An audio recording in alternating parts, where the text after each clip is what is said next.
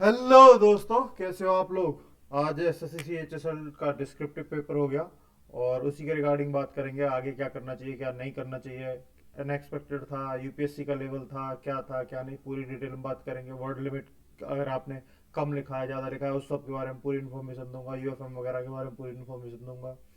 Irrelevant लिख दिया तो क्या हो सकता है, क्या नहीं हो सकता, वो सारी पूरी जानकारी दूंगा। अगर क्या आपको टाइपिंग टेस्ट की तैयारी करनी चाहिए स्कोर के हिसाब से, वो सब के हिसाब से अगर करनी चाहिए तो क्या क्या बेस्ट टाइपिंग ट्यूटर्स वगैरह या टाइपिंग टेस्ट वगैरह के प्लेटफॉर्म हैं, तो वो सब मैं आज बताने वाला हूँ आपको। ठीक है दोस्तों, तो टाइम वेस्ट किए बिना स्टार्ट करते हैं दोस्तों। तो जो आज टॉपिक आया, काफ़ी सभी बोल रहे हैं, मैं भी कुछ अलग तो नहीं बोलूँगा, यही बोलूँगा कि हाँ, अनएक्सपेक्टेड तो था टॉपिक।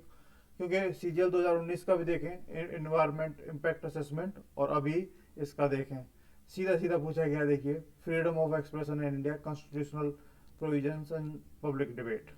अब इसमें इन्होंने इतना वेग कर दिया है। फ्रीडम ऑफ एक्सप्रेशन भी पूछने हैं इंडिया में, जिसमें आ जाएगा बहुत कुछ।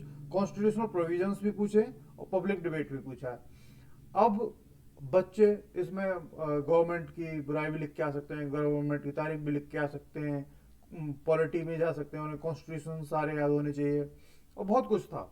और जिस हिसाब से काफ़ी काफ़ी बेहतरीन क्वालिटी का आप कह सकते हैं जो ऐसे आया है, तो जाहिर सी बात है कि लेवल जो है एसएससी देखने को मिल रहा है सीजीएल 2019 टीयर 3 में भी और सीएचएसएल डिस्क्रिप्टिव पेपर में भी, कि जो उसको बहुत एवरेज समझा जाता था टीयर 3 को या डिस्क्रिप्टिव पेपर को, अब उसका ये लेवल बढ़ा रहे हैं। मतलब ये चाह रहे हैं कि जो अच्छा लिखेंगे उनको अच्छे मार्क्स देंगे, जो एवरेज लिखेंगे उनको एवरेज मार्क्स देंगे, और जो बिलो एवरेज लिखेंगे उनको बिलो एवरेज मार्क्स दिए जाएं। तो जो बहुत ज़्यादा अनएक्सपेक्टेड वो हो रहा था, अब उसको रोकने के लिए शायद ये कर रहे हो। और बाकी जब अभी जैसे सीजीएल 2019 की जब रिजल्ट आ जाएगा, टीयर 3 का मार्क्स आ जाएंगे और कॉपियाँ आ जाएंगी, तब और भी ज़्यादा अच्छे से हम इसको असेस कर पाएंगे। तब तक फिलहाल अब जो भी आया है किसी ने भी एक्सपेक्ट नहीं किया था। और कोई अगर बोलता है कि नहीं हमने पहले बता दिया, वो तो वो झूठ बोल रहे हैं। सच बताएं तो एक किसी ने भी एक्सपेक्ट नहीं था कि ऐसा आएगा। फिलहाल जो भी आप करके आए, आई होप कि आप बहुत अच्छा करके आए हो। फिर भी आपकी सारी क्वेरीज मैं बताने वाला हूँ। तो आपके वर्ड लिमिट वाली बात है, सबसे बड़ा तो बच्चों में यही फियर रहता है कि हमने 225 लिख दिया या 210 लिख दिया या कितना लिख दिया। साहब आपको बता देता हूँ, तो जो आइडियल लिमिट है वो है 250 वर्ड्स, जो वो बोलते हैं। मिनिमम आपको 225 वर्ड्स, मतलब 10% की छूट रहती है आपको, तो 225 वर्ड मिनिमम उनके हिसाब से, और मैक्सिमम एसएससी के हिसाब से आप 275 वर्ड्स लिख सकते हैं। मतलब ये रेंज है आपकी 225 से 275। ठीक है दोस्तों, अगर 225 से आप 210 भी लिखाओगे तो भी कोई दिक्कत नहीं, 205 भी लिखाओगे तो भी कोई दिक्कत नहीं। ठीक है, इतना हार्ड एंड फास्ट नहीं रूल होता।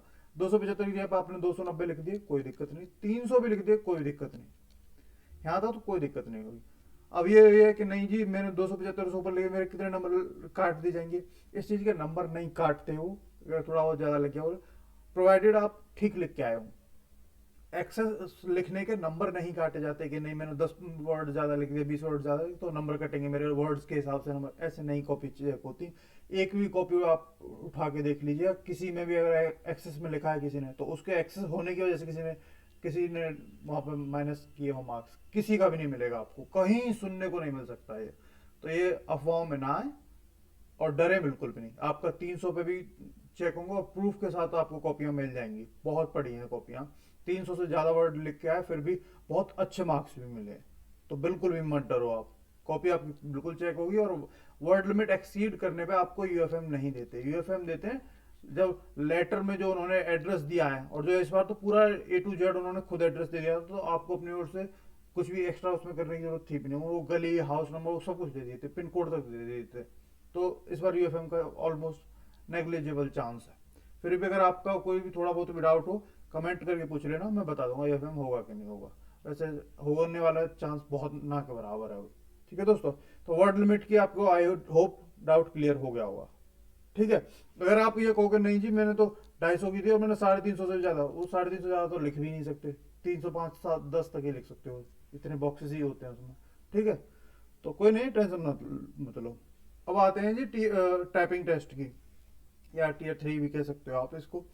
जो आपका अभी होगा उसमें 1750 की डिप्रेशन आपको करने होंगे, 1750, और वो 10 मिनट में करने होंगे। ठीक है, और अब क्या है, जो CHSL का 2018 का टाइपिंग हुई थी और CGL 2018 की टाइपिंग हुई थी, वो ऑनलाइन हुई थी, जहाँ पर ऊपर ऐसे उसमें वो लिखा रहता है कुछ मटेरियल, और यहाँ पे आपको स्क्रीन पर दिख रहा होता है और वो आप टाइप कर रहे होते हो।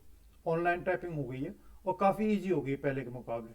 अगर वो वर्ड्स पर मिनट के हिसाब से देखोगे तो अप्रोक्स 35 वर्ड्स पर मिनट आते हैं, बट वहाँ पर 1750 की स्ट्रोक्स आपको करने होते हैं।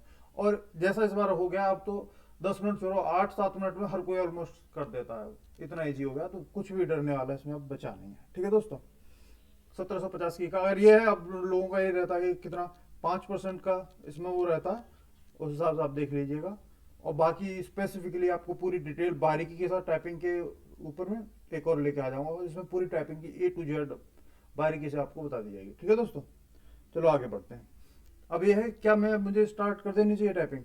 देखो, अगर आपको लग रहा है कि आपने बहुत ही हॉरिबल लिख दिया है, मतलब आपको टॉपिक पता ही नहीं था और कुछ भी बहुत ज़्यादा बकवास लिख दिया है ना, तभी भी मैं कहूँगा कि हाँ, आपको टाइपिंग स्टार्ट करनी चाहिए।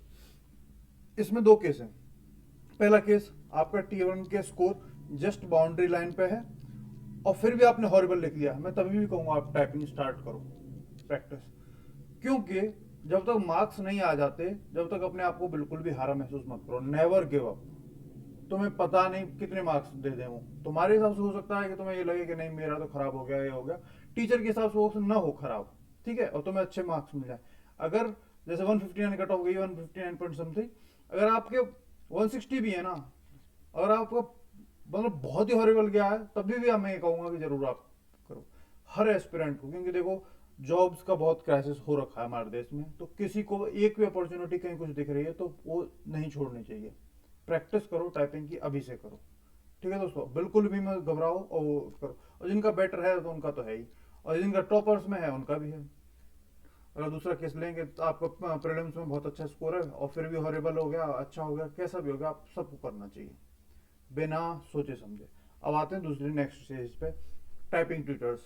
तो इसमें दो केस आते हैं, या तो बिगनर है या आपने पहले भी टाइपिंग प्रैक्टिस की हुई है और वो सब है, और आप जस्ट चाहते हैं कि बस आपको फ्लो में हो। फिलहाल मैं बिगनर्स की बात करता हूँ। तो अगर बिगिनर है, आपने कभी टाइपिंग नहीं की, कुछ नहीं किया, तो टाइपिंग मास्टर आप गूगल पर सर्च करेंगे तो एक ऐप मिल जाएगा, उसको आप इंस्टॉल कर लेंगे। कुछ ऐसे टाइप का उसका इंटरफेस रहता है और वो आपको बिल्कुल बारीकी से ए कैसे रखनी है, ASDF से बिल्कुल उससे सिखाएगा, और काफ़ी अच्छा है, बहुत ही अच्छा है, प्रोबेबली बेस्ट है वो। और उससे आप प्रैक्टिस कर सकते हैं। आपको हार्डली 20 से 25 दिन लगेंगे, और कहीं पे भी इसके लिए कोचिंग वोचिंग की जरूरत नहीं है, लोग इंस्टीट्यूट ज्वाइन कर लेते हैं। अपने वहां पे लाओ, घर में सुबह शाम डेली एक घंटा दो, आधा आधा घंटा दोगे, 20-25 दिन में काफी स्पीड पकड़ लोगे। और जितना आप रह गया ऑनलाइन हो गया, तो इसमें कुछ डिफिकल्टी वाली है नहीं। 20-25 दिन अपना लीजिए, ये टाइपिंग मास्टर इंस्टॉल करिए, प्रैक्टिस करनी स्टार्ट करिए, और देखना बस शुरुआत में डर इस जाते हैं बच्चे, क्योंकि ये नई है, उन्होंने कभी नहीं किया तो इसलिए कोचिंग ज्वाइन कर लेते हैं। इंस्टॉल करिए, कोशिश करिए, हो जाएगा। इसमें ऐसा कुछ भी है नहीं जिसके लिए आपको पैसे खर्च करना है। बाकी आप पे है एक्स्ट्रा तो आप कर सकते हो, कोई दिक्कत नहीं है, बट ऐसा कुछ है नहीं, मुझे नहीं लगता। दूसरा है, जिन्हें प्रैक्टिस कर रखी है, उस जिन्हें आती है, और उन्हें बिल्कुल SSC की जैसे अभी CHSL और CGL के अभी हुए थे जो स्किल टेस्ट, और उसमें जो टाइपिंग का इंटरफेस था बिल्कुल एग्जैक्ट उसी इंटरफेस में बिल्कुल डिट्टो उसकी वो प्रैक्टिस करनी हो उस हिसाब से, तो ये एक सोनी टाइपिंग ट्यूटर आता है, ये भी मिल जाएगा, गूगल पे आप सर्च करोगे तो उस पर मिल जाएगा, और बिल्कुल सेम इंटरफेस में मिल जाएगा, और बहुत अच्छी प्रैक्टिस हो जाएगी, सिर्फ प्रैक्टिस।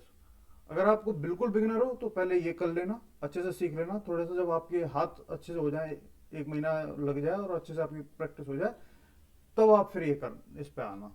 बिल्कुल आपको बिल्कुल वैसे ही बिल्कुल एक्सपीरियंस करना जैसे एग्जाम हॉल में रहता है, तो वैसे बिल्कुल इंटरफेस के साथ ये आपको प्रोवाइड करा देंगे, और काफ़ी सस्ते सस्ते में प्रोवाइड करा देते हैं। ठीक है दोस्तों, इससे और इससे कर सकते हो आप। इसके अलावा मैं यही कहूंगा कि आप ना, ये नहीं है कि टाइपिंग के चक्कर में ना डरे जा रहे हैं और पूरे दिन टाइपिंग को, सुबह शाम आप 30 से 40 मिनट भी निकालेंगे ना दोनों टाइम, तो भी आपकी टाइपिंग इतना टाइम है अभी से क्यों हो जाएगी। बट ये है, ये मत करना कि नहीं हम जब एग्जाम आ जाएगा, रिजल्ट आ जाएगा तभी करने बैठेंगे, तो बहुत मुश्किल हो जाता है, पैनिक करने लग जाते हैं बच्चे। अभी आधा आधा घंटा दोगे मॉर्निंग इवनिंग, आराम से हो जाएगी। ठीक है दोस्तों, और बिना टाइम वेस्ट करिए अभी स्टार्ट कर दोगे, बेस्ट रहेगा। और इसके अलावा जो भी CGL वगैरह जिस भी एग्जाम के लिए आप लग रहे हो वो दिन भर में वो उसकी पढ़ाई करो, बस सुबह शाम में इसकी करती रहो।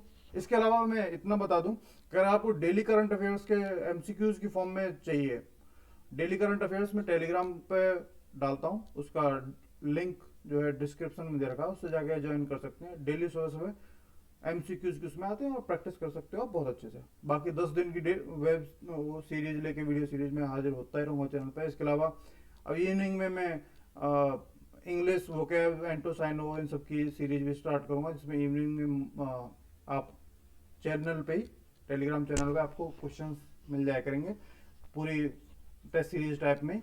फ्री ऑफ कॉस्ट है, कोई भी ज्वाइन करो और आपकी तैयारी हो। मेरा मकसद चैनल बनाने का यही रहा है कि मैं खुद विलेज बैकग्राउंड से आया, दूरदराज के क्षेत्र से आया, तो कोई भी उनको जो भी मैं अपने बेस्ट इनपुट दे पाऊँ, उनकी हेल्प कर पाऊँ तैयारी में, तो इसीलिए बनाया गया, इसीलिए मैं लगा हुआ हूँ। ठीक है दोस्तों, बाकी आपसे मिलते हैं फिर नेक्स्ट वीडियो में, तब तक तैयारी करते रहिए दोस्तों। चलिए मिलते हैं दोस्तों, फिर बाय बाय, गुड नाइट।